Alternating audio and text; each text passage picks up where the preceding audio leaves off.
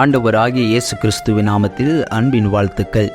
Missionary சாது சுந்தர் சிங் அவர்கள் இருதயத்தில் உண்மை கிறிஸ்தவராயிருந்த முஸ்லிமை சந்தித்த போது அவர் தான் ரட்சிக்கப்பட்ட அனுபவத்தையும் திருச்சபையின் குளிர்ந்த அனுபவத்தையும் கூறினதை தனது கட்டுரையில் இவ்வனமாக எழுதியிருக்கிறார்.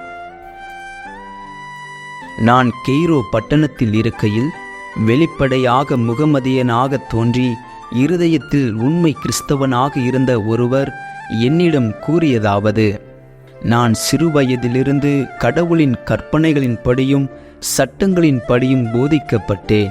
நான் உண்மையாகவே சட்ட திட்டங்களின்படி நடக்க விரும்பின போதிலும் அடிக்கடி தவறி போனேன். கடைசியில் நம்பிக்கை இழந்தவனானேன். கடவுள் மிகுந்த இரக்கமும் கருணையும் நிறைந்தவர் என்று அறிவேன். ஆனால் எனக்கு சமாதானம் இல்லை. எனது பாவ நிலைமையை நினைக்கும் போதெல்லாம் தேவனும் மோட்சமும் பரிசுத்தமானதென்றும் என் பாவமெல்லாம் மன்னிக்கப்பட்ட போதிலும் எனது பாவம் நிறைந்த சுபாவமெல்லாம் மாறாமலும் பரிசுத்தமாக்கப்படாமலும் இருக்குமட்டும் பரிசுத்தமுள்ள தேவனுடைய பிரசன்னத்துக்குள் பிரவேசிக்க முடியாதென்றும் தெளிவாய் அறிந்தேன்.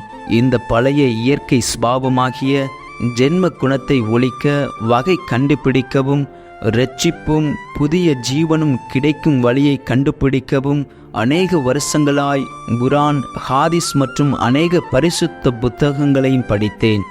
ஆனால் எல்லா முயற்சிகளும் வீணாய் போயின. நான் அவரை தேட ஆரம்பிக்கும் முன்னமே என்னை தேடிக் கொண்டிருந்த அன்பான தேவனுக்கு ஸ்தோத்திரம். நான் அவரையும் அவர் என்னையும் கண்டுபிடித்த போதிலும் நான் மறுபிறப்பு அடையும் வரை அவரை முழுவதுமாய் அறிந்து கொள்ளவில்லை. இப்பொழுது அவரை நன்றாய் அறிவேன். அவருடைய உருவம் என்னில் இருக்கிறது.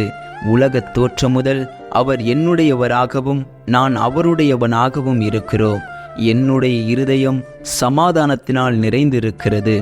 ஏனெனில் சிலுவையில் அறையப்பட்டவரும் சதா காலமும் உயிரோடு இருக்கிறவருமாகிய இயேசு கிறிஸ்து என்ற உண்மையான சமாதானத்தை நான் கண்டுபிடித்திருக்கிறேன்.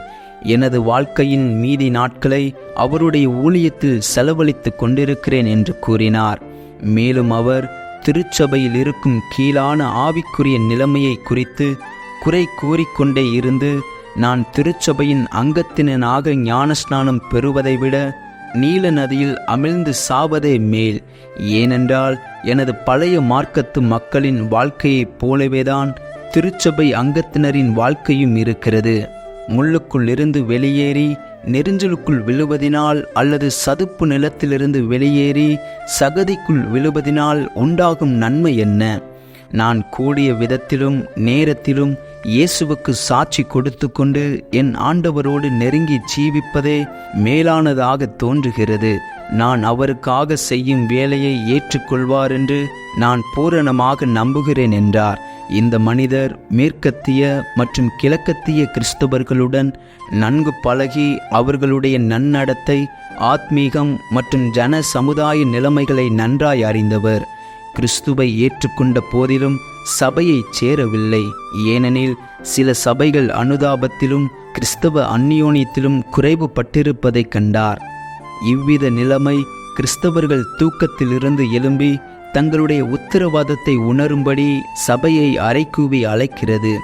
ஏனெனில் இந்த ஒரே மனிதர் மாத்திரமல்ல, இவரைப் போல அநேகர் சில சபைகளின் குளிர்ந்த நிலைமையினால் தடுக்கப்பட்டு சபைக்கு அப்பாலே ஒதுங்கி நிற்பது மேலானது என நினைக்கின்றனர். ஜீவனுள்ள கிறிஸ்துதாமே கிறிஸ்துவை உடையவர்கள் அல்லாத கிறிஸ்தவர்களிடத்தில் நான் உங்களை அறியேன் என்று வெளிப்படையாக கூறுவார். ஆகவே பேர் கிறிஸ்தவர்களாயிராமல் கிறிஸ்துவுக்குள் கிறிஸ்துவைப் போல சாட்சியாய் வாழ நாம் நம்மை அர்ப்பணிப்போம். ஆமேன். கர்த்தர் தாமே உங்களை ஆசீர்வதிப்பாராக.